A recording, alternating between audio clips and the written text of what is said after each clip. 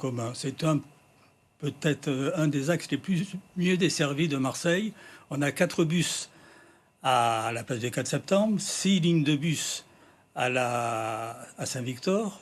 Et donc, par conséquent, les gens, quand ils sont en ville, la majorité, en tout cas, prennent le bus. Donc, c'est inutile de rajouter un moyen de transport en commun, selon vous, dans ce secteur? Voilà.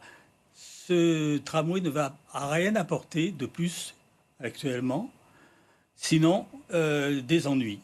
Il ne faut pas oublier que l'axe Corse-Corderie avec la Corniche, c'est la voie qui permet de traverser le 7e arrondissement. C'est une voie d'accès au tunnel sur le Vieux-Port et aux autoroutes. Donc c'est une voie de transit. En plus, c'est un boulevard urbain de ceinture du centre-ville, depuis la piétonisation du Vieux-Port et du centre-ville depuis une quinzaine d'années. Donc c'est une voie de transit.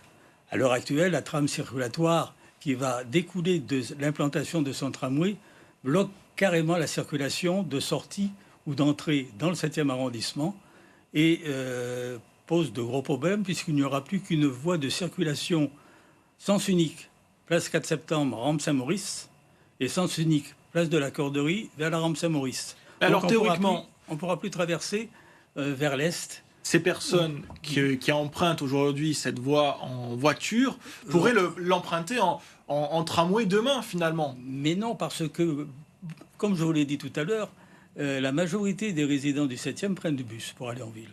Donc, ils continueront à prendre le tramway, bien entendu. Ceux qui utilisent les voitures actuellement, et il y a une forte majorité de résidents du 7e arrondissement qui travaillent à l'extérieur. Vitrolles, Marignane, l'Arbois, les Milles. Ils se sont installés là il y a une cinquantaine d'années parce qu'il y avait un accès facile aux autoroutes et ils continueront à utiliser la voiture. Le tramway qui va les amener aux places du 4 septembre ou au centre-ville, ça ne les intéresse pas.